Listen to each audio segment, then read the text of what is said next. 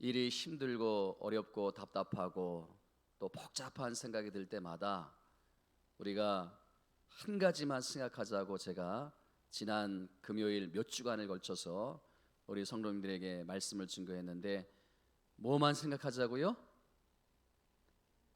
따라합니다. 하나님께서 기뻐하시는 일만 생각하자. 여러분, 우리가 할 수 있는 게 뭐가 있습니까? 이 어려운 상황에 아무것도 없어요. 그러니까 우리가 신앙생활 하면서 가장 중요한 것은 하나님께서 기뻐하시는 일만 생각하자는 거예요.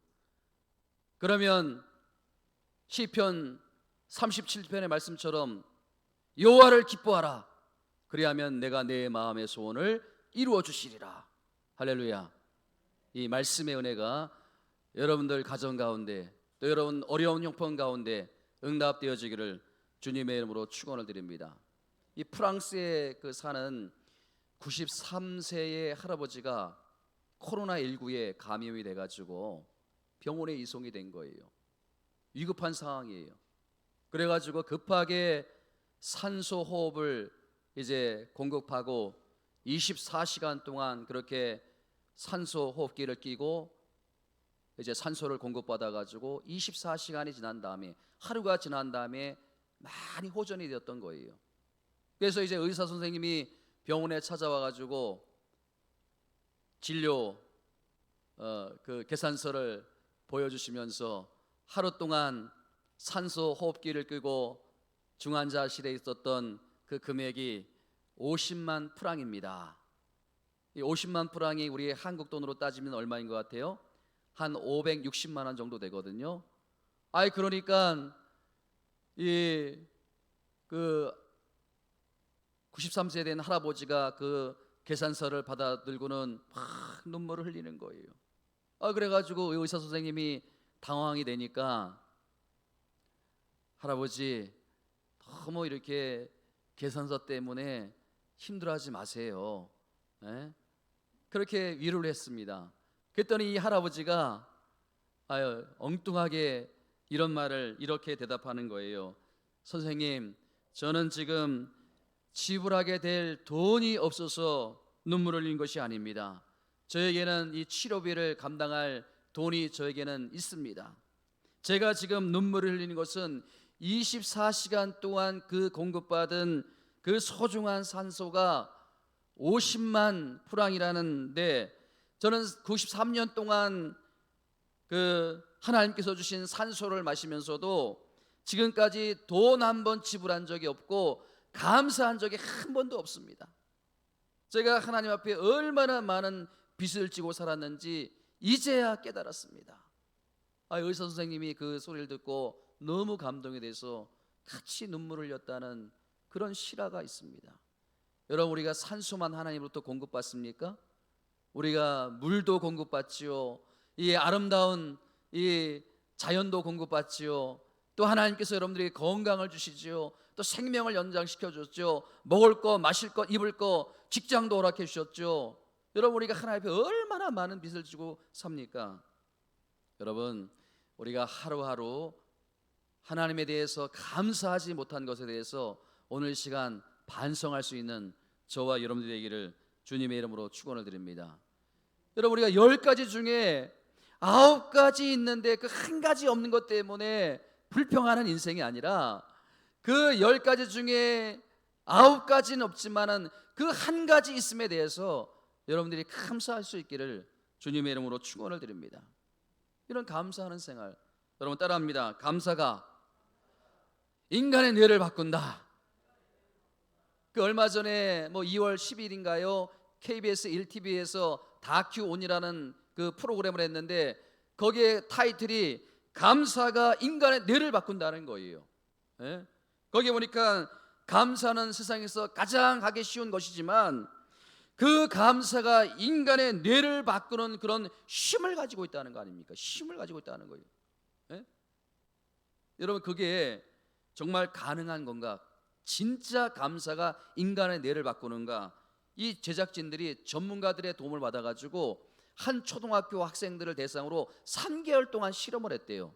실험을 했는데 실험한 결과 그 감사에 대한 반복적인 훈련을 하니까 아이들에게 자기 성찰의 그 시간이 주어지고요, 이 뇌의 피로도도 사라지고 스트레스도 사라지고 또 자기 긍정의 어떤 긍정적인 요인들이 향상이 되는 놀라운 그런 실험 결과가 나왔다는 거 아닙니까?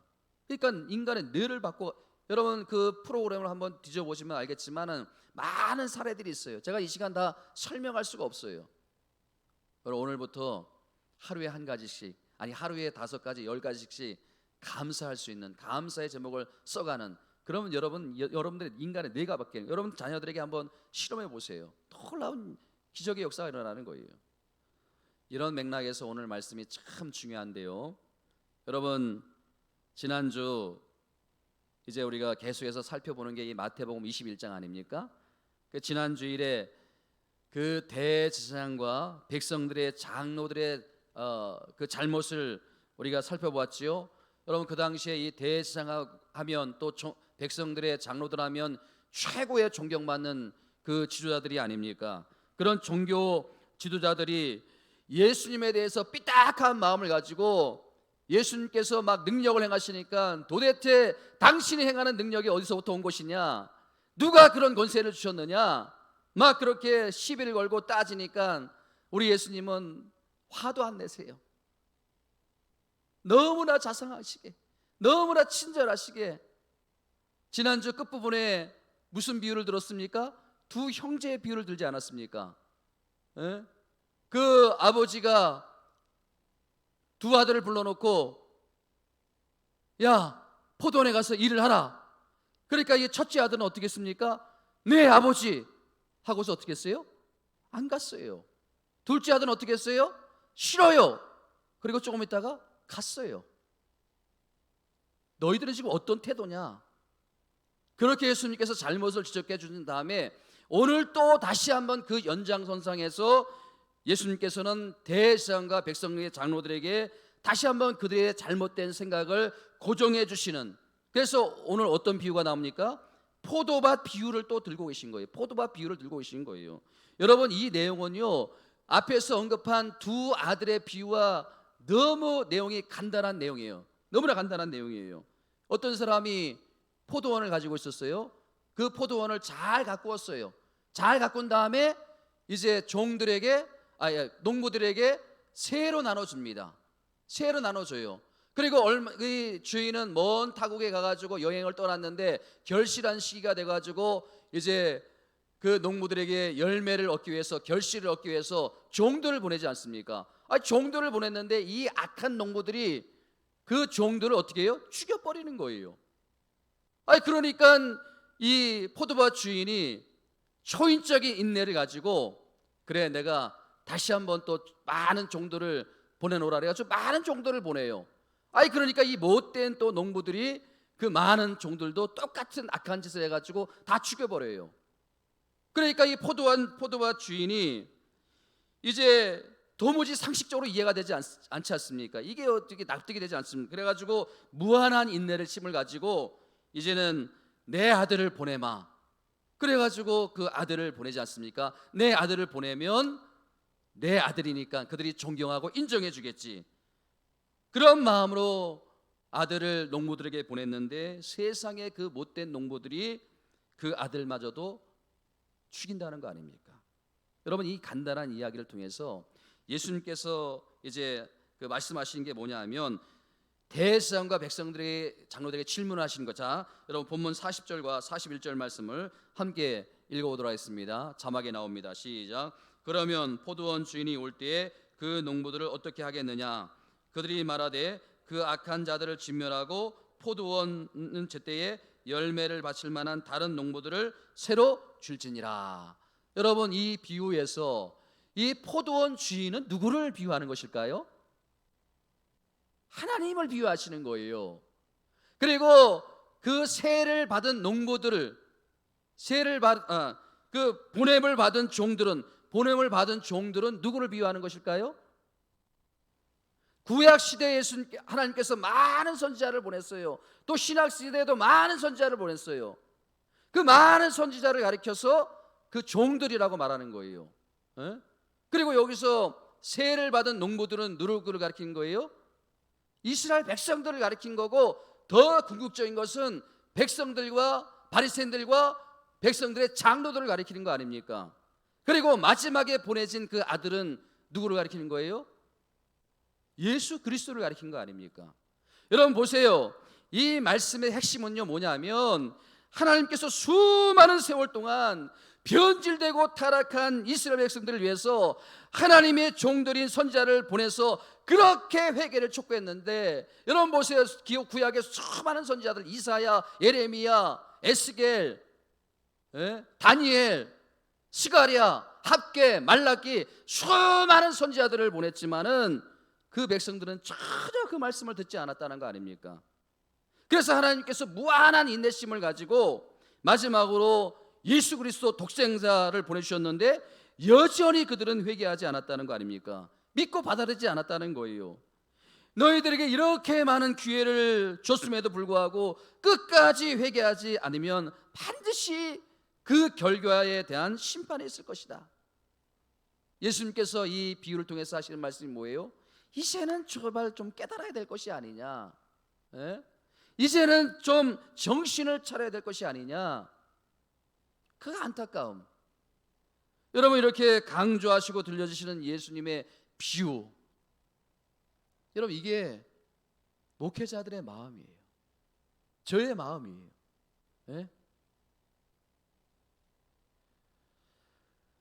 그렇게 여러분 우리가 많은 목회자들이 이렇게 강단에서 설교를 선포해도 이 한국교회가 점점 어두워져 가고, 또 우리 성도님들이 깨닫지 못하고 돌이키지 못하는 이 안타까움, 저는 이 본문의 말씀을 묵상하면서 마음이 너무 힘들더라고요.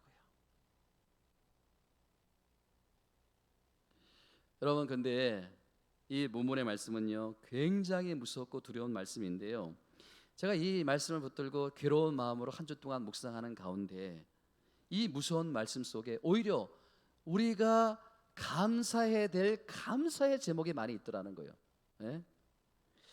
놀라운 하나님의 사랑과 하나님의 긍휼하심이 이 본문에 담겨 있더라는 거예요. 여러분, 이 본문 속에서 우리가 어떤 감사를 발견할 수 있겠습니까?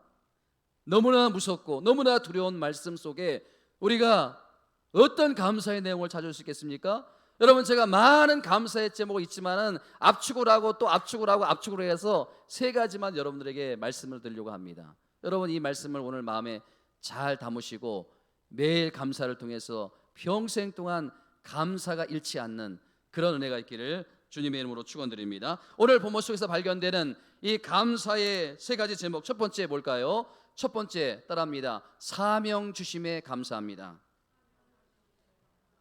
사명 주심에 감사합니다. 33절 말씀 우리 다 함께 읽어봅니다. 시작. 다른 한 비유를 들으라. 한 집 주인이 포도원을 만들어 산울타리를 두르고 거기에 즙 짜는 틀을 만들고 망대를 짓고 농부들에게 세로 주고 타국에 갔더니, 저는요, 여러분 보세요. 자신이 지금 포도원 밭을 이제 만들고 잘 가꾸어서 농부들에게 믿고 맡기는 그 주인의 모습 속에서 누구의 모습을 보느냐 하면 하나님 아버지의, 창조주 하나님 아버지의 모습을 발견하게 된다는 거예요. 여러분, 이 우주 만물을 누가 만드셨어요? 하나님. 또 이 천지 만물을 누가 만드셨습니까? 하나님. 우리 인간을 누가 만드셨습니까? 하나님. 그렇다면 하나님의 오묘한 그 어떤 섭리를 가지고 만드셨는데 이 모든 자연 만물을 지금 누구에게 맡기셨습니까? 저와 여러분들에게 맡기셨다는 사실입니다. 그래서 여러분, 창세기 1장 28절 말씀을 함께 읽어보도록 하겠습니다. 시작. 하나님이 그들에게 복을 주시며 하나님이 그들에게 이르시되 생육하고 번성하여 땅에 충만하라. 땅을 정복하라. 바다의 물고기와 하늘의 새와 땅에 움직이는 모든 생물을 다스리나 하시니라. 여러분, 창세기 1장의 말씀에 보면요, 하나님이 천지 만물을 창조하셨다는 말씀이 나옵니다. 낮과 밤을 만드셨고요, 또 그 하늘과 땅을 만드셨고요, 또 하늘의 별과 또 해와 또 달을 만드셨고요, 풀과 나무를 만드셨고요, 생물과 동물과 어를 만드셨고요. 이 땅의 모든 것을 만드시고 제일 마지막에 뭐를 만드셨습니까? 우리 인간을 만드셨어요. 우리 하나님의 형상대로 사람을 창조하시고 그들에게 주신 말씀이 바로 1장 28절 말씀이에요. 1장 28절 말씀. 그러니까 하나님께서 인간에게 엄청난 사명을 주신 거예요. 따라합니다. 나는 하나님께 엄청난 사명을 받은 사람이다. 그럼 보세요. 오늘 본문의 말씀과 이 창세기 1장의 말씀이 너무 닮았다는 거예요. 오늘 본문의 말씀에 33절에 보면 그 포도원 주인이 산울타리를 만들고 줍자는 틀을 만들고 망대를 짓고 다 준비했어요. 그 포도원 밭을 다 준비했어요. 그리고 그 농부들에게 맡기는 그 모습, 우리가 이런 관점에서 지난 과거를 한번 돌아보자는 거예요. 지금까지 인생을 살아오면서 여러분들 나름대로 열심히 사셨잖아요. 열심히 인생을 사셨잖아요. 근데 여러분 보세요. 가만히 생각해 보세요. 그렇다면 하나님께서 나에게 주신 사명을 위해서 내가 얼마나 노력하고 애썼는가? 하나님께서 분명히 여러분들에게 엄청난 사명을 주셨어요. 그 사명은요, 창세기 1장 28절을 포함해 가지고 그 외의 모든 것을 말합니다. 그러니까 하나님의 사명을 위해서는 내가 얼마나 애쓰고 노력했느냐 하는 거예요. 여러분, 사실 예수를 믿는 것, 인생을 좀 편하게 살고 또 편해지려고 우리가 믿으려고 하는데 절대 그게 아니에요. 우리가 여러분 착각하면 안 돼요. 여러분, 예수님께서 마태복음 11장 28절에서 우리를 어떻게 초청하십니까? 한번 같이 한번 읽어봅니다. 시작. 수고하고 무거운 자들아 다 내게로 오라. 내가 너희를 쉬게 하리라. 여러분, 이 말씀의 뉘앙스만 보면요, 마태복음 11장 28절의 이 말씀의 뉘앙스만 보면요, 우리가 예수를 믿으면 우리 인생의 모든 짐이 내려지고 고생 끝. 이제는 어려움이 없을 것이다. 근데 여러분, 우리가 이 말씀을 믿고 예수 그리스도를 우리 구주로 영접했어요. 믿었어요. 그럼에도 불구하고 좋아지는 게, 달라지는 게 아무것도 없어 보이더라는 거예요. 그렇지 않아요, 여러분? 왜 그런지 아세요? 그 다음 구절을 우리가 읽지 않았기 때문에 그런 거예요. 여러분, 그 다음 구절이 어떻게 됩니까? 11장 29절 함께 읽어봅니다. 시작. 나는 마음이 온유하고 겸손하니 나의 멍에를 메고 내게 배우라. 이게 놀라운 말씀이에요. 여러분, 나의 멍에를 보고 나에게 배우라. 예수님의 멍에를 메고 예수님에게 배우라는 거 아닙니까? 그러니까 여러분, 우리가 예수님을 만나고 예수님을 영접하면 나의 어깨에 있는 모든 죄의 무거운 짐은 다 내려놓아지는 거예요. 그 대신 뭐가 지어집니까? 십자가의 사명의 침이 지어지는 거예요. 나의 멍에, 예수님의 멍에가 뭡니까? 십자가의 그 짐이 아닙니까? 사명의 짐이 아닙니까? 이렇게 생각하면요, 우리가 뭔가 좀 속은 생각이 들어요. 예수님께서 분명히 11장 28절에서 수고하고 무거운 자들아 다 내게로 오라. 내가 너희를 쉬게 하리라 했는데 가만히 보니까 그게 다가 아니야.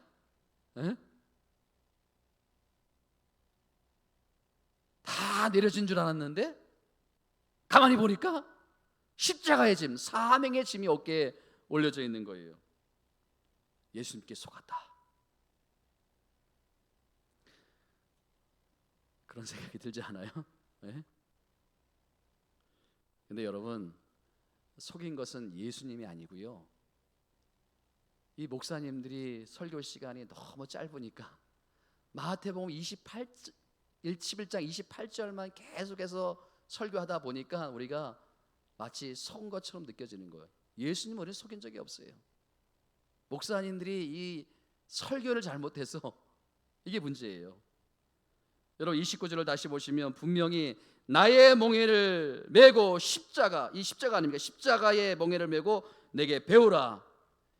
여러분, 예수님을 믿고 나는 너무 편해졌다, 이거는 좀 문제가 있는 사람들이에요.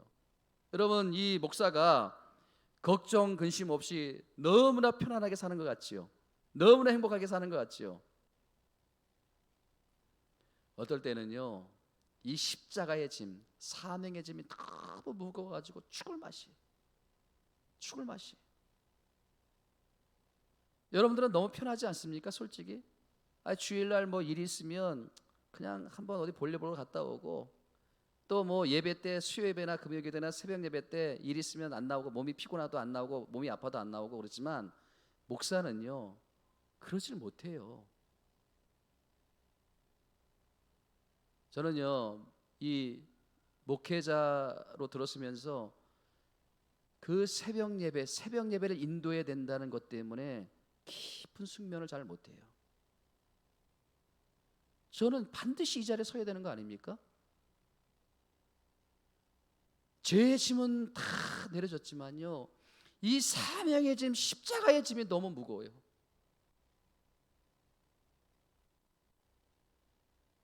이게 목사에게만 주어진 짐입니까?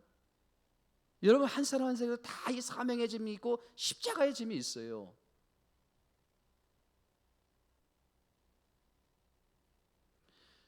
여러분 예수 믿는다고 해서 절대 편해지는 게 아니에요. 속지 마세요.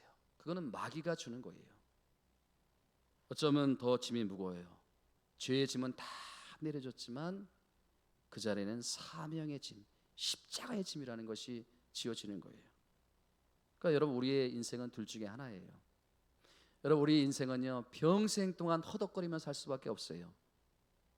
근데 여러분 죄의 짐을 지고서 허덕거릴 거냐, 아니면 하나님의 자녀가 돼가지고 예수 그리스도를 영접하고 사명의 짐을 지고 허덕거릴 거냐?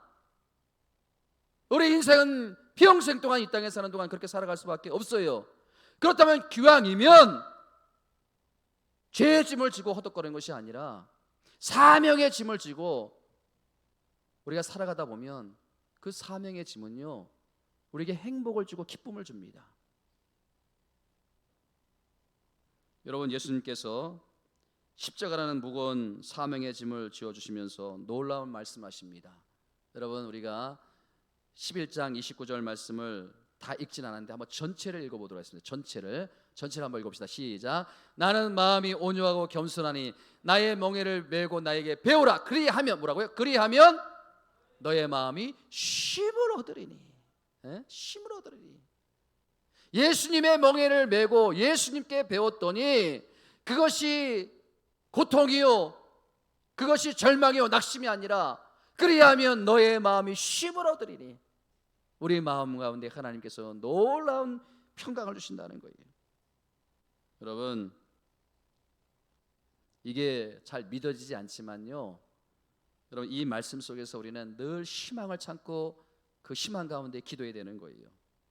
여러분 이 말씀에는 이런 깊은 뜻이 있는데요, 이 세상 누구라도 그 어깨에 죄의 짐이든 사명의 짐이든 둘 중에 하나는 반드시 지고 가야 되는 거예요.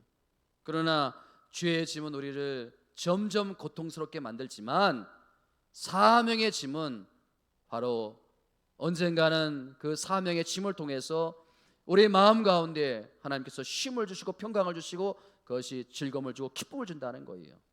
그러니까 여러분 어떤 우리가 사고를 가지고 어떤 생각을 가지고 살아갈 거냐, 오늘 제가 쉽게 그것을 설명하기 위해서 그림 하나를 소개해 드리려고 하는데 비트겐슈타인의 토끼와 오리의 그림이에요.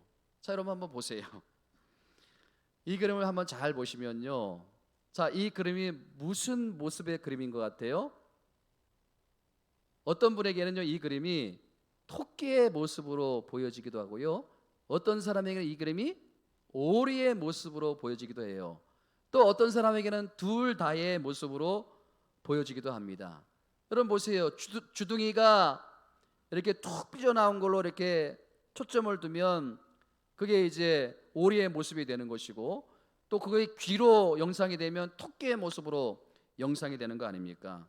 여러분 이 그림 자체, 그림이 뭔가를 결정하는 게 아니라 이 그림을 보는 사람의 시각에 의해서 이게 달라진다는 거 아닙니까? 그러니까 우리가 어떤 생각, 어떤 시각을 갖느냐가 중요하다는 거예요. 우리가 신앙생활하면서 이런 생각의 변화, 시각의 변화가 일어나야 된다는 거예요. 우리가 죄의 짐을 지고 허덕거릴 거냐, 사명의 짐을 지고 살아갈 거냐, 어떤 시각을 가지고 우리가 이 땅을 살아갈 거냐. 그림 자체는 저거는 변함이 없는 거예요. 우리 생각과 우리 마음이 변화되는 것이 중요하다는 거예요.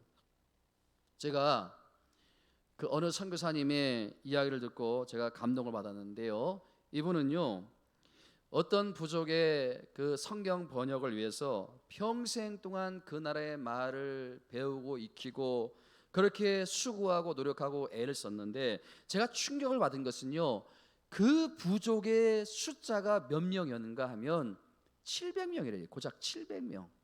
예? 무슨 몇 천만 명도 아니고, 적어도 뭐 이 인천시 인구만큼 뭐 300만 명의 인구를 위해서 평생 동안 그 성경 번역을 위해서 살았다면 그래도 괜찮을 텐데, 고작 900명을 위해서 그들에게 성경을 전하기 위해서 전 인생을 바치는 그 선교사님. 근데 여러분, 정말 놀라운 것은요, 그 선교사님이 너무 행복해 하더라는 거예요. 너무 행복해 하더라는 거예요. 여러분, 이게 바로 생각의 변화예요. 네? 이게 사명의 짐이 무거운 것이 아니라 사명의 짐 때문에 너무 행복하고 기쁜 거예요. 여러분 보세요. 어떤 목사들은 몇만 명의 목회를 하면서 존경받고 사랑받고 인정받고 막 박수를 받고 그러는데, 자기는 아무도 모르는 그 오지에 가가지고 이름도 모르고 알지 못하는, 듣지도 보지도 못하는 그 700명의 부족을 위해 가지고 평생 동안 그렇게 살아야 되는, 얼마든지 원망하고 불평할 수 있는 그런 자리인데 한 번도 그런 일이 없더라는 거예요. 사명이라고 생각하니까 기쁘고 행복한 거 아닙니까? 여러분, 교회 일을 하시는 분들도 마찬가지 아닙니까? 교회에서 어떤 일을 하든지 간에, 집에서는 여러분 청소 한번 안 하시는 분들, 집에서는 자기 집은 그렇게 청소하는데 관심이 없는 분들, 교회 와서 이렇게 청소하고 교회 와서 이렇게 주례를 하고 또 목회자들 그렇게 새벽에 나와서 섬겨주고, 여러분 이게 가능한 일이에요? 사명이니까. 그게 기쁘고 행복한 거 아닙니까? 그게 짐이라면 여러분 그게 행복한 거예요? 여러분, 이제부터 여러분들의 인생이 죄의 짐을 지고 심교하는 인생이 아니라 사명의 짐을 지고 앞으로 주님 안에서 기쁘고 행복하고, 또 이것이 여러분들의 감사 제목이 될 수 있는, 감사 기도가 될 수 있는 은혜가 있기를 주님의 이름으로 축원을 드립니다. 자, 두 번째, 우리가 이 본문 속에서 이제 감사를 또 뽑아낼 수 있는데, 따라합니다. 기다려 주심에 대해서 감사합니다. 네, 기다려 주심에 대한 감사예요. 여러분, 오늘 이 발견되는 하나님의 은혜, 여러분 이 포도원 주인이 농부들에게 그 포도원 밭을 맡겨주실 때 결실을 원했지만, 그 못된 농부들은 배은망덕하게도 종들을 보내니까 종들을 죽여버리고, 더 많은 종들을 보내니까 더 많은 종들도 죽여버리고, 끝내 그 아들까지도 죽여버리는, 끝내 돌이키지 않고 끝내 회개하지 않는 그 농부들, 이게 여러분 누구의 모습인지 아세요? 오늘 우리의 모습이에요. 예? 이게 여러분, 우리가 본문을 보면서, 저도 이 본문을 보면서 이 못된 농부들이 아닌가 그런 마음을 가지고 묵상을 하는데, 이게 바로 저의 모습이었던 거예요. 예? 하나님이 그렇게 기다려주신 거예요. 내가 너를 목사 한 수 세워가지고 20년 넘게, 이제 30년이 다 돼가는 그런 시간 동안 기다려주는데, 도대체 너는 내 옆에 내놓을 게 있냐 없냐?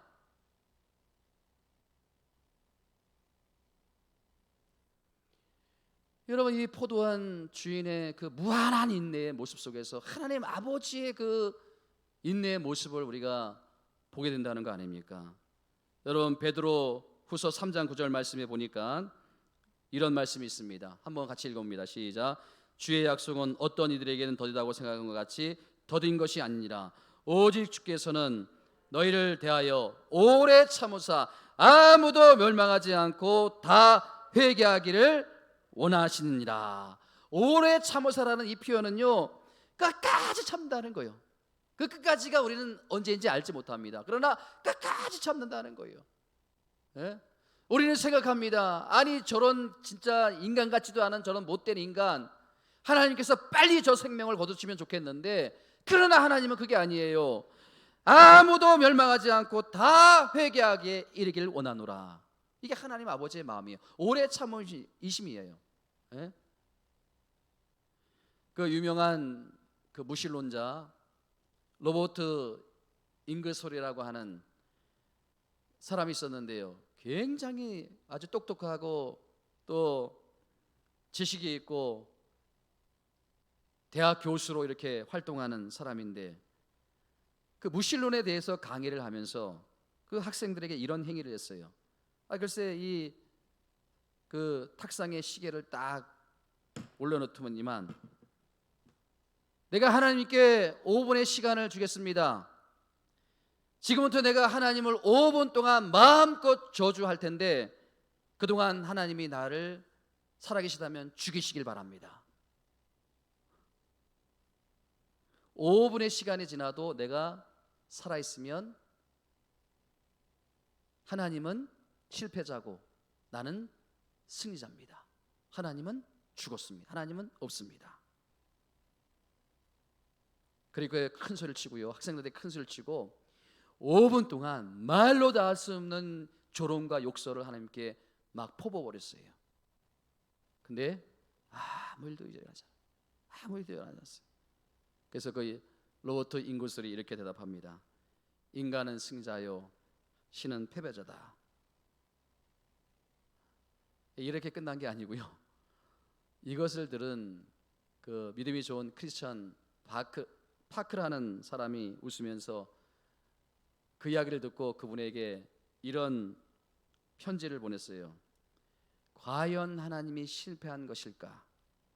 오래 참으시는 그 하나님의 은혜를 5분간이라는 시간으로 단축시켜서 그렇게 시도한 당신의 시도가 실패한 것이 아닐까? 이 감동적인 이야기인데 전혀 여러분들은 감동이 없으세요.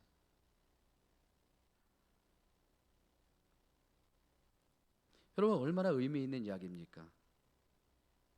예? 오래 참으시는 그 하나님의 인내를 5분에 단축시켜가지고 실험한다는 것 자체가 의미가 없는 거 아닙니까? 여러분 한번 생각해 보세요. 예수님께서 십자가에 막 달려 돌아가고 있어요. 그때 여러분 밑에서는 그 로마 군정들이 얼마나 예수님을 조롱했어요. 네가 하나님의 아들이냐? 네가 신이냐? 한번 내려봐라.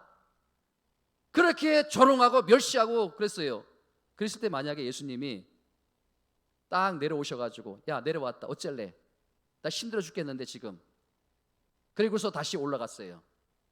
그러면요, 예수님의 그 권위와 예수님의 그 능력은 인정될 수 있었지 모르지만 우리 인간은 구원받지 못하는 거예요. 네? 그래서 여러분, 우리가 그 하나님의 인내하심, 하나님의 기다리심을 우리가 테스트할 수가 없는 거예요. 시험할 수가 없는 거 아닙니까? 여러분 한 사람을 향해서 우리 하나님은 오랫동안 기다리고 계세요. 오랫동안 참고 계세요. 그 하나님의 인내가 언제인지 저도 모릅니다. 그러나 그 하나님의 인내가 다다르기 전에 여러분들이 하나님께로 돌이키라는 거예요. 여러분들이 하나님의 기다림에 대해서 응답하시라는 거예요. 이 영상 예배를 드리는 분들도 마찬가지입니다. 마지막 세 번째, 따라합니다. 종말에 행위대로 심판하심에 감사합니다. 여러분, 만약에 이 악한 농부들이 심판을 받지 않았다면 이건 불의한 거 아닙니까? 여러분 보세요. 자, 38절부터 한번 41절까지 다시 한번 천천히 한번 어떤 결과가 마지막에 나타나는지 같이 한번 읽어봅니다. 시작. 농부들이 그 아들을 보고 서로 말하되 이는 상속자니 다 죽이고 그의 유산을 차지하자 하고, 39절, 이에 잡아 포도원 밖에 내어 쫓아 죽였느니라. 40절, 그러면 포도원 주인이 올 때에 그 농부들을 어떻게 하겠느냐. 41절, 그들이 말하되 그 악한 자들을 진멸하고 포도원은 제때에 열매를 바칠 만한 다른 농부들에게 새로 줄지니라. 다른 농부들을 대체하는 거예요. 네? 여러분, 왜 이 마지막 심판하신 그 하나님께 대해서 우리가 감사해야 되는가? 그렇지 않으면 우리가 너무 억울하고 분한 거 아닙니까? 세상에 그 악한 사람들이 잘 되고 하나님 믿지 않는 사람들이 형통하고 하나님 믿지 않는 사람들이 부자가 되고 또 이 예배를 지키지 않는 사람들이 형통하고 잘 되고 행복하고 즐거워. 그러면 우리 믿는 그리스도인들 예배 드리는 우리가 얼마나 불하고 억울한 거예요. 이것으로 끝난다면요. 예? 그러나 이것으로 끝나지 않습니다, 여러분. 여러분, 신학적으로 말하면요, 오늘 이 세상은 잠깐 반란군이 점령하고 있는 거예요. 반란군이. 그렇기 때문에 제대로 된 신앙인들은, 제대로 된 성도들은, 제대로 된 믿음의 사람들은요, 고통을 당할 수밖에 없는 상황 아닙니까? 고통을 당하는 거예요. 그러나 이렇게 끝나지 않습니다. 우리에게 하나님께서 소망을 주셨습니다. 때가 되면 하나님이 반란군을 제압하시고 하나님의 공의와 하나님의 정의를 세워주신다. 이게 오늘 본문의 말씀의 마지막 부분이 아닙니까? 우리의 억울함을 풀어줄 것이다. 반드시 악한 것들을 정죄하고 심판할 것이다. 심판의 그날이 반드시 온다는 거예요. 여러분 믿습니까? 심판의 그날이 반드시 온다는 거예요. 그러니까 여러분들 어떨 때 여러분들이 신앙생활 제대로 안 할 때 얻어맞는 거 있잖아요. 거기에 대해서 감사해야 돼요. 왜냐하면 나중에 더 크게 심판을 당하지 않기 때문에. 지금 이렇게 잽으로 한 번씩 맞고 정신을 차리는 게 낫지, 나중에 강펀치를 한 대 오지게 맞고 완전히 KO가 돼가지고 그냥 일어나지 못하면 그거 누구 손해예요? 근데 우리는 참 미련하게도요, 잽을 날릴 때는 잘 몰라요. 그냥 툭툭 건드리면 기분 나빠하지만 강펀치를 맞고 완전히 넉다운 돼서야 내가 이게 뭔가 잘못됐구나, 정신을 차려야 됐구나. 그때는 이미 너무 늦은 거 아니에요.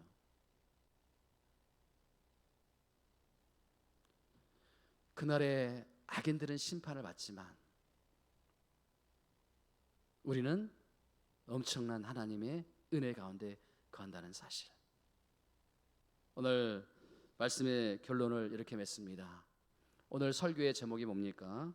매일 감사로 시작해서 이제부터 평생 동안 감사하면서 살자는 거예요. 네? 여러분 이게 어떻게 가능하다고요? 우리가 세 가지를 마음에 담으시면 됩니다. 첫 번째는 뭐냐면 아무것도 아닌 연약한 나에게도 하나님께서 사명을 주셨다는 거예요. 여러분 그 사명이 무엇인지 여러분들은 잘 아실 거예요. 이 교회를 위한 사명도 있고요, 여러분들의 가정을 위한 사명도 있고요, 여러분들이 다니는 직장에 대한 사명도 있어요.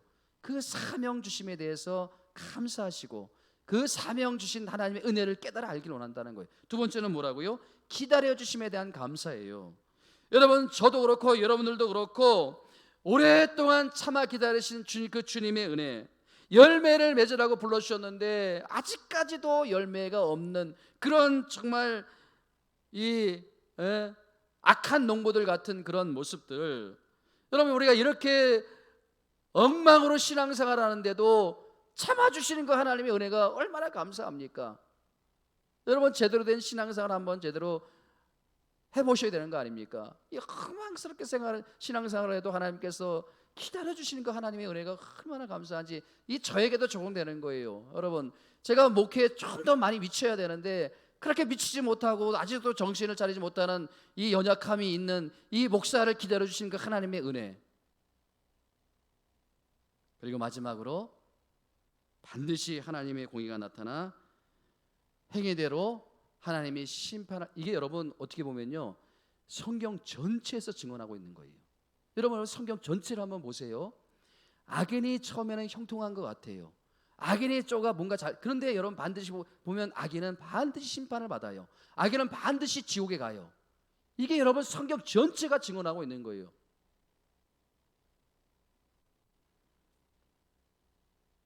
여러분 의인은, 믿음의 사람은 하나님께서 반드시 돌보시고 반드시 지켜주십니다. 이것이 여러분들에게 감사의 제목이 될 수 있기를 주님의 이름으로 축원드립니다. 오늘 이 마음을 담고 우리가 한번 찬양을 드립니다. 감사해요 우리 주님의 사랑.